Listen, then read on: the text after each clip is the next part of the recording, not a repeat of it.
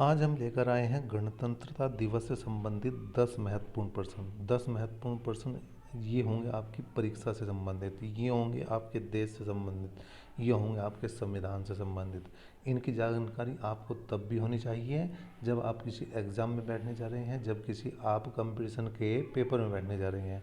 और इनकी जानकारी आपको तब भी होनी चाहिए जब आप भारत के नागरिक हैं, क्योंकि इन क्वेश्चनों का जवाब आपके पास तो आज हम उन्हीं क्वेश्चनों को लेकर आए हैं जिनकी जानकारी आपको किसी भी स्थिति में होनी ही चाहिए। चलिए देखते हैं कौन से वो 10 क्वेश्चन हैं जिनकी जानकारी आपको होनी चाहिए। करते हैं वीडियो को स्टार्ट। पहला क्वेश्चन आपके सामने है, लेकिन अगर आप इन क्वेश्चनों का पीडीएफ चाहते हैं तो आप हमारे जो है टेलीग्राम ग्रुप को बिल्कुल ज्वाइन कर ले। सक्सेस विद कपिल का जो टेलीग्राम ग्रुप है उसे ज्वाइन कर ले। वहाँ पर आपको तमाम ऐसे पीडीएफ मिल जाएंगे जो आपकी परीक्षा के लिए उपयोगी हैं। चलिए देखते हैं पहला क्वेश्चन क्या है। 26 जनवरी 1950 को भारतीय राष्ट्रीय ध्वज को किस तरह की बंदूक की सलामी दी गई थी?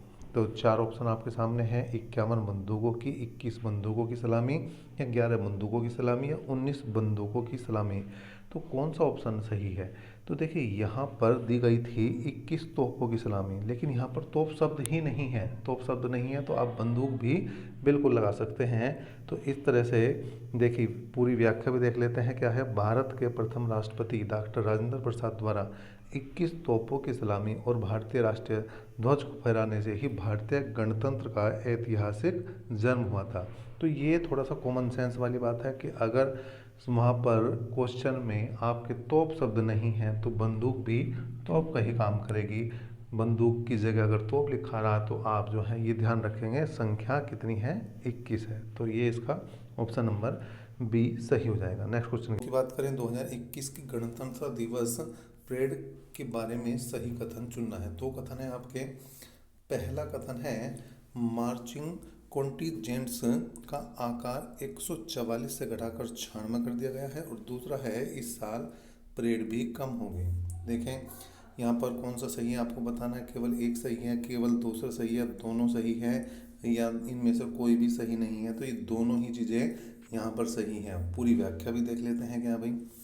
इस वर्ष सोशल डिस्टेंसिंग के मापदंडों को ध्यान में रखते हुए, मतलब आपको सभी को पता है कि भाई 2020 मार्च के बाद जो है पूरा पूरा कोरोना ने कब्जा लिया था। तो यहाँ पर उसी चीज़ का असर आज हमें इस पर भी देखने को मिल रहा है, किस पर, गणतंत्र दिवस की परेड पर।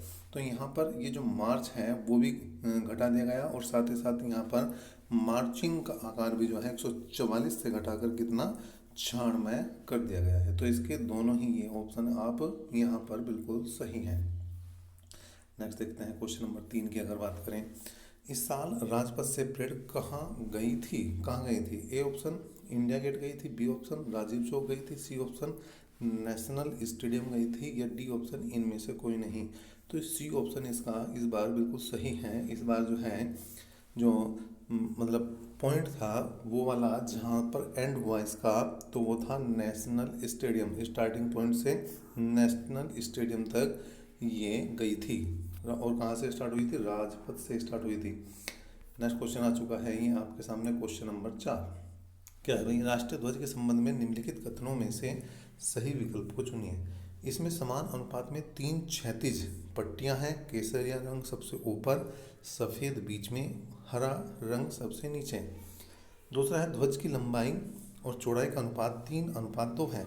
तो यहाँ पर इसने कहा है कि केवल एक ऑप्शन सही है, या दूसरा, या दोनों, या इनमें से कोई नहीं। तो यहाँ पर देखिए दोनों ही यहाँ पर सही है, क्योंकि देखिए सबसे पहली बात कि ये एक निश्चित अनुपात है।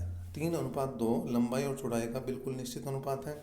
साथ साथ जो पट्टियाँ होती हैं वो भी बराबर आकार की होती हैं, अपने जो है साइज के हिसाब से बराबर होती हैं। और सबसे ऊपर केसरिया, उसके बाद सफ़ेद, उसके बाद जो है हरा रंग दिया गया है। केसरिया आप सभी जानते हैं बलिदान को इंडिकेट करता है, सफ़ेद जो है वो शांति को, और हरा रंग जो है समृद्धि को दर्शाता है। और साथ ही साथ जो चक्र है उसमें 24 तिल्लियाँ हैं, और वो दर्शाती हैं लगातार प्रगति को। लगातार प्रगति को कई बार ये भी पूछा गया है कि चक्र में कितनी तिल्लियाँ होती हैं, तो भैया 24 तिल्लियाँ होती हैं। तो इस तरह से ये टोटल सभी चीज़ें हैं। और कई बार यहाँ पर क्वेश्चन ऐसे भी पूछे गए हैं कि ये अनुपात जो है उल्टा पूछ लिया उसने कि उसने पूछ लिया लंबाई और चौड़ाई के बजाय चौड़ाई और लंबाई देगा, तो यहाँ पर 2:3, उस समय ये 2:3 हो जाएगा। ठीक है, इसका ध्यान रखना है आपको, विशेष तौर से इस बात का ध्यान रखना कि जब उसने अनुपात पूछा है अगर किसी क्वेश्चन में ध्वज की लंबाई और चौड़ाई का, तो उसने लंबाई पहले लिखी है या चौड़ाई। अगर लंबाई पहले लिखी है तो आप 3 पहले लिखेंगे,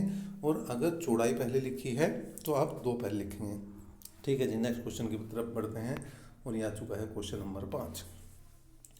राष्ट्र ध्वज में हरा रंग क्या दर्शाता है? देश के शुभ विकास और उर्वरता को दर्शाता है, देश की ताकत और साहस को दर्शाता है, शांति और सच्चाई को दर्शाता है, इनमें से कोई नहीं। तो इस बात को मैं पहले भी बता चुका हूँ कि हरा रंग किसको समृद्धि को दर्शा रहा है, हरियाली को दर्शा रहा है, तो देश के सुविकास और उर्वरता से संबंधित है। ए ऑप्शन इसका यहाँ पर बिल्कुल सही हो जाएगा।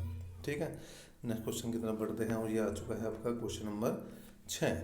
क्वेश्चन नंबर 6 क्या है भाई? ध्वज पर बने चक्र का प्रारूप कहाँ से लिया गया है?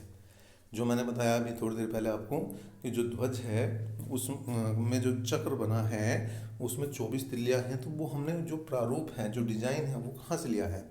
तो यहाँ पर इन्होंने कहा है कि सारनाथ में अशोक के सिंह स्तंभ पर बने चक्र से लिया गया है, महात्मा गांधी के चरखे के पहिए से लिया है, भागवत गीता में समय का संकेत करते हुए पहिए से लिया गया है, या इनमें से कोई नहीं। तो हम सब जानते हैं सारनाथ में अशोक स्तंभ से ही इस चक्र का प्रारूप लिया गया है। ठीक है जी, अगर पूरी बात करें तो इसका प्रारूप सारनाथ में अशोक के सिंह स्तंभ पर बने चक्र से लिया गया है, और इसका व्यास सफेद पट्टी की चौड़ाई के लगभग बराबर होता है, और इसमें 24 तिल्लियाँ होती हैं। इस बात को मैं पहले बता चुका हूँ कि इसमें 24 तिल्लियाँ होती हैं। और लगभग बराबर क्यों बताया? क्योंकि उसी के अंदर है, उससे बाहर नहीं जाता, उसी के सफ़ेद पट्टी के अंदर ही आपको चक्र मिलेगा। नेक्स्ट क्वेश्चन की तरफ बढ़ते हैं। भारतीय संविधान का जनक किसे कहा जाता है? डॉक्टर भीमराव अंबेडकर को कहा जाता है। देखिए पहला ऑप्शन यहाँ पर क्या है? डॉक्टर राजेंद्र प्रसाद, दूसरा पंडित जवाहरलाल नेहरू, तीसरा डॉक्टर भीमराव अंबेडकर, और चौथा बाल गंगाधर तिलक। लेकिन हम सब जानते हैं उत्तर क्या है? Doctor Bhimrao Ambedkar. Next question की तरफ बढ़ते हैं। भारत ने अपना पहला गणतंत्र दिवस कब मनाया था? देखें यहाँ पर कई बार बच्चे गड़बड़ कर जाते हैं कि 1947 भी ऑप्शन में है और पहला ऑप्शन है, फिर 1949, फिर 1950, 1951। देखिए इन दो में से अगर कोई लगाता है तो मतलब उसने तो कुछ पढ़ा ही नहीं। लेकिन 1947 और 1950 में थोड़ा कन्फ्यूजन हो जाता है। स्वतंत्रता और गणतंत्र का आपको ध्यान रखना, स्वतंत्रता दिवस 47 से स्टार्ट हुआ और गणतंत्र दिवस 50 से स्टार्ट हुआ। क्योंकि गणतंत्र दिवस कब मनाएगा? जब हमारा संविधान लागू हुआ।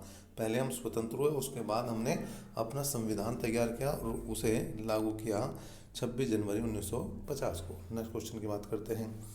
भारत का पहला चीफ ऑफ डिफेंस स्टाफ मतलब CDS किसे नियुक्त किया गया है? जनरल विपिन रावत को, जनरल मनोज मुकुंद नरवणे को, या जनरल विक्रम सिंह को, या जनरल दलबीर सिंह सुहाग को? तो ये आप सब जानते हैं कि जनरल विपिन सिंह रावत को बनाया गया था पहला chief of defence staff. Next question की तरफ बढ़ते हैं। देखिए क्वेश्चन नंबर 10 आपके सामने। गणतंत्र दिवस का समापन समारोह को क्या कहा जाता है? तो पहला ऑप्शन क्या है? बीटिंग रिट्रीट कहा जाता है, रिट्रीटिंग परेड कहा जाता है, शहीद दिवस कहा जाता है, इनमें से कोई नहीं। तो आप सभी जानते हैं कि ए ऑप्शन इसका यहाँ पर बिल्कुल सही हो जाएगा, क्योंकि 26 जनवरी के 3 दिन बाद मतलब ये मनाया जाता है 29 जनवरी को। और ये क्वेश्चन बड़ा इंपॉर्टेंट है, आपसे एग्ज़ाम में पूछा जा सकता है कि 26 जनवरी का समापन समारोह कब होता है? तो ये 29 जनवरी को होता है। बच्चे क्या करेंगे? 26 जनवरी लगा देंगे निशान भाई, क्योंकि उसी दिन काम खत्म हो गया। नहीं, ये होता है 29 जनवरी को। इसी को कहा जाता है बीटिंग रिट्रीट कार्यक्रम कहा जाता है, और इसी को हम गणतंत्र दिवस का समापन समारोह भी कहते हैं। तो आपको ये क्वेश्चन कैसे लगे वो कमेंट बॉक्स में बिल्कुल कमेंट करें, और इस टाइप के क्वेश्चनों की श्रृंखला अगर चाहते हैं तो वो भी कमेंट बॉक्स में आप कमेंट कर सकते हैं। अभी तक के लिए इतना ही। नेक्स्ट अपडेट तक के लिए, नेक्स्ट क्लास तक के लिए धन्यवाद।